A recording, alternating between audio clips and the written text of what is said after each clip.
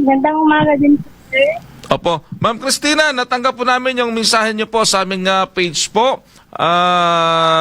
Una-una, pwede pong malaman kung taga saan po kayo, kahit wag nyo na pong specific kung saang barangay, kung saang bayan na po, kung taga Puerto ba o taga munisipyo. Taga-South po ako, sir. Batarasa po. Sa Batarasa. So, sa Batarasa. Pero as of now po, Nandito po, sir. dito kayo sa Puerto nagtatrabaho. Yes po. Opo. Ma'am, pakikwento nyo nga, kanina kasi sa initial na talks natin, namamasyal kayo sa Mitra Ranch, tapos bigla kayong sinugod ng kutsilyo ng isang babae na parang live-in partner ng ex ninyo. Pakikwento nga po yung pangyayari, ma'am. At kailan po ito nangyari, ma'am? Nung 12 po ata ito, nung Sunday po. Nung Sunday. Dahil nag-rest na po ako. Mm. Pumasyal kasi ng Mitra Rancho kasi nga kilala talaga yun sa sikat na kasi nandito sa Puerto Princesa. Opo. Mm. Tapos nung sumama ko dahil may mga kasama akong kaibigan, ganito kapinsanan na rin. Mm. Kaya pumunta kami doon. Opo. Mm.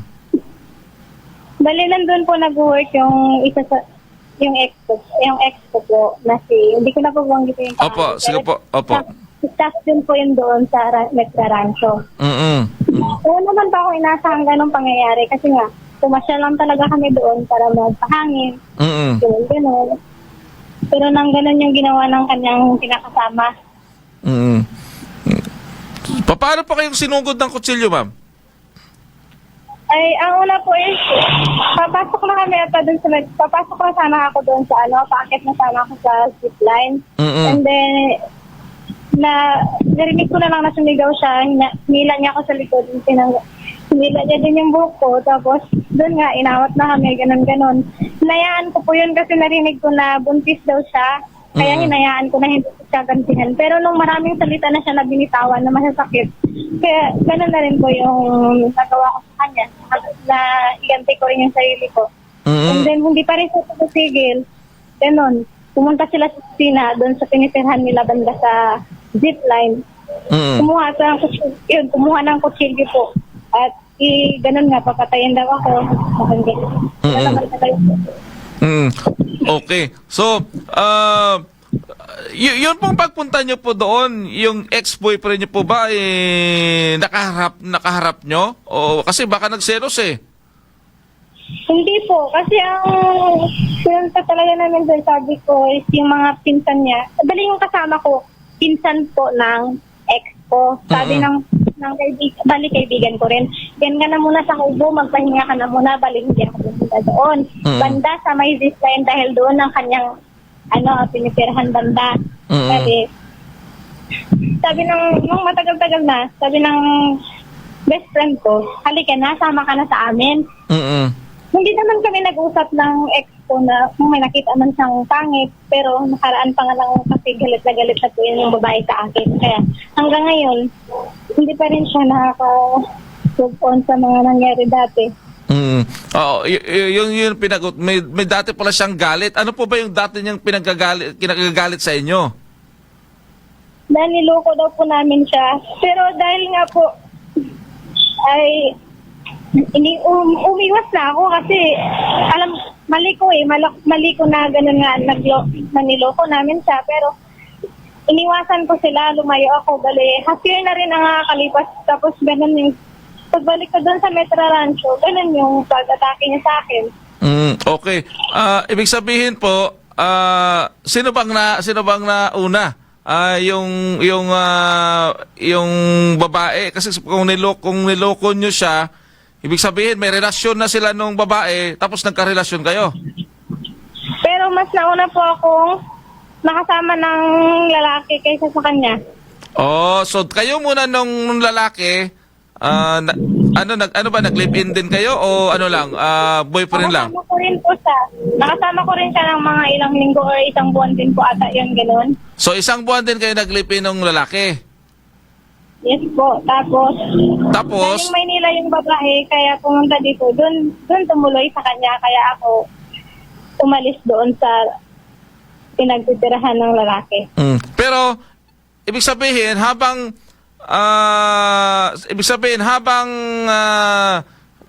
isang buwan kayo magkasama, yung silang dalawa, may relasyon na rin ba? Ganun ba yon? Yes po. Oh, okay. So, ibig sabihin, habang pinagsabay kayong dalawa. Yes po. Oo, oo. Pinagsabay kayo. Hindi mo alam na may girlfriend siya. Alam naman po, pero kasi ang pagkasabi niya sa akin na ganun nga, hindi naman maiwasan na mahal niya rin ako, mahal ko rin po siya. Kaya ganun po yung nangyari, sir. Oh, okay. So, Pero nung umabot kami sa puntong umiwas na lang din po ako dahil nga ganun. okay. So, Umayo ako doon sa kanila. so alam mo na may girlfriend siya, kaya lang nasa Maynila. Yes po. Oo. Kaya lang, napamahal ka na rin sa kanya. Opo, hindi ko naman din po kasalanan, mahal din po ako sa kanya. Oo. So, pero ibig sabihin, ma'am, nauna nga siya. Nauna silang magkarelasyon. Ganun na rin siguro, pero sir, mas nauna akong nakasama ng lalaki kaysa sa babae. Oo, kasi long distance relationship yung relationship nila. Oo. Opo. Oo. So, nung magkarelasyon silang dalawa, tapos hindi pa sila nagsasama kasi nasa Maynila yung babae. Yes po. Bali, 1 month pa lang din sila. 1 month pa lang din sila, tapos pinagsabay kayo, pareho kayong 1 month. Parang ganon. Pero nauna kayong nauna kayong magsama. Yes po. Oo, nauna kayong magsama kasi nga mahal mo. Yes po. Oo. Tapos ngayon nung dumating galing Maynila, buntis na ba siya nung dumating siya ng Maynila, galing Maynila? Hindi pa po. Hindi pa. Bali, may asawa rin po yung babae na yun, sir. May asawa rin po yun siya. May asawa din. Naku, nagkadugtong-dugtong na to. No. So, may asawa rin siya dati. Opo, ako sir, may asawa rin po, pero kahiwalay ko lang po sa asawa ko noon. Oh, okay. So, may kakahiwalay mo lang sa asawa mo, tapos niligawan ka ng lalaki. Yes po. Oh, okay. Ngayon, itong si lalaki, meron din palang girlfriend sa Maynila. Pero taga sa amin din po yun, taga South din po yung babae. Taga South. Naku, kabarangay nyo rin. Yes. Isang barangay lang po yung... Isang kapit barangay. Yung lalaki, taga doon din sa inyo. Taga lugar ko po mismo. At taga barangay mo mismo, sa inyo mismo. Ibig sabihin, matinding. So, kabarangay mo yung lalaki, tapos meron siyang karelasyon na taga Batarasa din, kabilang barangay. Nung kabilang barangay lang talaga ng barangay namin yung barangay ng babae. Oo, kapitbahay lang, kapit barangay. Yes, po. Ngayon, nung dumating siya galing sa Maynila, dyan din tumuloy. Opo, dahil nga parating nga, umalis na lang din po ako doon sa pinagtitirahan niya. So, alam mong parating kaya umalis ka? Yes po, umalis na lang din po ako kasi nga ganun nga ang nangyari. So tanggap mo na sabi mo mahal mo yung lalaki, bakit umalis ka? Hindi ko naman din po gustuhin umalis, pero syempre yung babae kasi na yun na walang matutuluyan talaga nung time na uuwi siya dito sa puerto. So nagparaya ka na lang? Yes po. Pero nung umalis ka, tuloy pa rin yung relasyon ninyo nung lalaki, hindi na? Pero po nalaman po yun ng babae. Tapos nung nalaman ng babae na umiwas na po ako, nakipaghiwalay na rin po ako kahit mahal ko pa yung lalaki. Nako, kahit mahal mo pero umiwas ka na lang. Opo. So kailan nalaman ng babae na may relasyon din kayo nung boyfriend niya rin? Nung pag-uwi niya po dito sa Puerto Princesa. Pag-uwi niya, sa kanya nalaman na meron palang kinakasama yung kanyang boyfriend. Ikaw yun. Yes po. Hindi naman ako inaabutan sa bahay. Hindi naman din po. Hindi naman. So, anong naging desisyon ng lalaki? Siya yung pinili, hindi ikaw? Ang totoo po niyan, ako po talaga yung pinili niya. Pero sir, kaya dahil nga nung time na yun, hindi pa ako handang magsama, ganun ba? Siyempre, kailangan ng trabaho, ganito. Mm-mm. And then, mahal ko rin yung isa. Nahirapan po talaga siyang pumili. Kaya, umuyos na lang po ako kahit masakit. Mm. So, ibig sabihin, mahal niya kayong dalawa. Yes po. Naku, talaga naman, Ma'am Girlie, ano bang, Ma'am Girlie, mga ano to, sa pang-X-rated program pala ito. Oh, so, mahal niya kayong dalawa, pero, yung pagmamahal, hindi siya makapili. Hindi siya... Pumili naman siya, sir, pero nga ganun nga nangyari kasi ayaw talaga ng babae umalis sa tinitirhan niya, kaya nagparaya na lang din ako. Oh, ikaw sana ang pinili ng lalaki. Ako. Ikaw ang pinili, pero kaya lang... Kanya mismo yan. Dahil tatlo kami ang nag-usap. Nag-usap din pala kayong tatlo. Yes po. Oo. Sabi ni Ma'am Girlie, tawag daw mamaya sa X-rated program. No? Mamaya pang hapon yan, Ma'am Girlie. Yun pala yung kinukuha lang natin yung kwento, no? Kasi, pero ang pinakailalapit nyo po, yung panunugod sa inyo ng kutsilyo. Oo. Yan, ho. Nako talaga, oh. Pisyo Katropa! Dahil po sa pagmamahal, matindi itong... hello, Ma'am Christina. Yes po. Opo, oo. So, nag-usap kayong tatlo. Hindi ho ba kayo nagkaayos na tatlo? Kasi nag-usapan kayo na ikaw na lang, kahit na ikaw ang pinili, pero hindi ka pa nga handa na magsama kayo, tsaka yung babae ayaw umalis doon sa bahay, na ikaw na lang nagparaya. Yes po. Wala ho ba kayong ginawang kasunduang tatlo? Gano'n na nga po, dahil binlock na ako nila sa Facebook, tapos nakababon na rin ako kasi half year na rin nang nakalipas. Tapos gano'n na lang po ang nangyari ng... Oo, so kalahating taon na rin na nakalipas, naka-move on ka na. Opo. Oo, so itong babae ang hindi pa naka-move on. Yes po. Itong sa video, ma'am, yung babae po na inaawat ng lalaki, sino po yun? Kayo po ba yun? Hindi po, yan po yung kinakasama niya. Ayan yung kinakasama niya. Yung lalaki na yun ang yun din yung ex-boyfriend mo. Yes po. So inaawat niya pala yun. Opo. Yun. So pero nasaktan mo rin siya? Nahila ko lang po yung book niya, pero mas masakit po siyang nagawa sa akin dahil nasugatan po ako sa likod.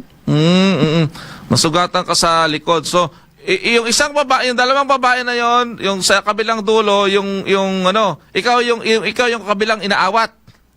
Opo. Nako talaga. Oh. Sige po, ma'am, ha. Pakitawagan mo si Kap mong sayang para mapatawag natin, maayos natin ito. Pinapunta ko sana si Kuya Todo doon kaso lang busy ata si Kuya Todo. Wala tayong reporter doon sa Mitra Ranch. Oo. So, yung ang gusto niya pong na lang po, ito pong nilapit nyo sa amin, yung tungkol po pa sa panunugod po sa nakutsilyo. Yes po. Ito po, nag-viral na po yung post ninyo, ma'am Yes nga po. So, tsaka itong after po ng incident, parang nag-chat yung babae sa inyo, meron kayong communication? Opo, mayroon po. Kasi nga, ganun. Ang gusto nila, ang mangyayari daw is, kakatuhan daw po ako ng, dahil nga po kasama ang Metro Rancho sa post ko. Okay. Si Kagawad Gerald Gales, Kagawad, ano ang thank you. Ano tong sulat na ito? Sumon ba ito? Nako, mukhang sumon ito sa korte na ito Kagawad Gerald Gales, ano ang masasabi mo dito? Pakitawagan si Kap mong sayang din para idulog natin ito doon sa barangay para makapag-usap kayo doon sa barangay, ma'am. Mapag-usapan ito doon sa barangay. So, yun na pong gusto ninyo mangyari. Ano pong gusto niyo? Mag-file po ba kayo ng kaso? O ipatawag lang din sa barangay, makausap ninyo ito? Ang gusto ko po sanang mangyari is yung, dahil pinapadelete niya po yung video sa akin, hindi ko po i-delete yung video hanggat nandyan pa sila sa radyo. Dahil na, syempre baka hindi lang ako yung pinagsisilosan ng babae na yan. Okay. Kung magagawa niya sa ibang tao na gano'n, Oo. mas mahirap yun. So anong gusto nyo po? Paalisin sila? Yun po yung gusto kong iparating. Yung gusto nyo iparating doon sa... kailan pala makausap natin si... wala ba sino bang kagawad dyan ng pwede, ha? Kasi si hingin mo kay Kato yung number ni kagawad ng sa pisin order. Oo. Sa pisin order. Para maano natin. Sandali lang, ma'am, ha? Habang tatawagan namin yung barangay, i-play mo, saglit lang, ma'am, i-play lang namin itong video mo, ha? May audio ito, di ba? May audio? Yes po, yes po. Yeah, sige, pakiplay mo, engineer. Pakiplay mo, pakiplay lang. Mapakinggan lang natin. Huwag ka muna kay Gabian. Nagano kasi?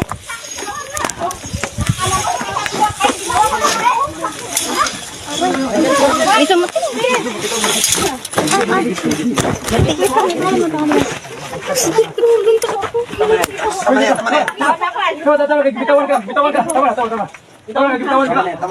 Nahulugan, kakulong ko ba kayo yan? Kakulong mo eh, ha? Sige na. Akala mo ka mo magpakita dito? Hinalo ko asawa mo, ha? Bakit nakawa ko yan, ha? Matapos mo magpahitot sa kanya? Ganito. Gago ka. Tapos sagutin mo pa ako sa mga text? Akala mo na ba wala? Hindi kami nagtama na. Akaw? Tama na din, sabi ko sa'yo, Hal. Makita kayo mo ba yan? Naririnig ko ba ito? Ano lang sa babae niya? Wala mo yung bilisan mo na wag dala yung babae. Ay, ano? Tanggalin mo na yung ano mo. Serbisyo Katropa. Yan yung video, no, nung gulo doon sa Mitra Ranch. Mark Alyoden, good morning po, sir. Putol-putol po dito sa amin sa radyo. Saan po banda yan? Ma'am Christina? Yes po. Opo, ganito gagawin natin. Doon po kasi sila po ay kasalukuyan pong, yung Mitra Ranch ay kasalukuyan po sa Barangay Santa Monica po yan. So ngayon po, ang ano po natin, kailan ho kayo bakante para sasamahan po namin kayo sa Barangay Santa Monica? Para po Pwede po, Ha? kayo po ang bahala. Basta pag nagsabi po kayo ng araw, magpapaalam lang po ako sa trabaho at sisipot po ako. Sige po, para po maidulog po natin ito sa barangay, para po maipatawag sila. Sa amin po dito, gusto po sana namin ay magkaayos-ayos kayo. Oo, para magkaroon ng kasunduan sa barangay, para hindi na po, kumbaga, hindi na kasi ikaw willing ka naman, ayaw mo na rin, tapos na 'di ba yung relationship niyo, ano na rin naman 'di ba? Opo. Oo. Opo. Ayaw mo na rin naman na kumbaga hayaan mo na silang dalawa. Yes po. Oo. So, hindi natin makontak yung barangay, sir. Oo. Yung si Kap mong sayang o kaya si yung ano natin diyan. Anday lang, ma'am, ha. Inaano namin si Kap mong sayang tsaka yung mga barangay kagawa doon para natin, may dulog natin itong problema na ito. Sige po, Ma'am Christina, baka may number busy. Oo, kay Kyato, pakikuha mo yung number nung si kagawad sa pisin order. O pakisabi mo, hingin natin para maidulog lang natin itong problema na ito, once and for all. Kasi, yun nga, natatakot na kayo mamasyal dyan sa Mitra Ranch, ma'am? Yes po. Yung dyan pala sila nakatira, stay in sila dyan? Yes po, mayroon silang bahay doon na tinitirahan. So, yun ang ninyo. Di bali, ito pong interview sa inyo, ipo-forward po natin to kay Congressman at ating Gobernador Baham Mitra. Dahil siya naman yung may-ari ng Mitra Ranch, sila naman yung may-ari niyan. I-forward natin para kung ano yung pwedeng maging action. Oo. Pero yung sa video ninyo, wala namang di ba? Wala namang binanggit kayo ng Mitra Ranch, pero dyan sa ano, hindi naman nakita yung pangalang Mitra Ranch, kaya lang nabanggit nyo lang pala sa post dahil doon nangyari. Opo, opo. Oh, okay, sige po. Sige po, Ma'am Christina, at i-update po namin kayo kung makausap na po namin yung barangay kung kailan kayo po pwede pumunta po. Sige po, salamat po. Opo, okay. Salamat po, Ma'am Christina, sa pag-contact po din sa amin. Thank you po, mabuhay po kayo. Thank you po. Serbisyo Katropa.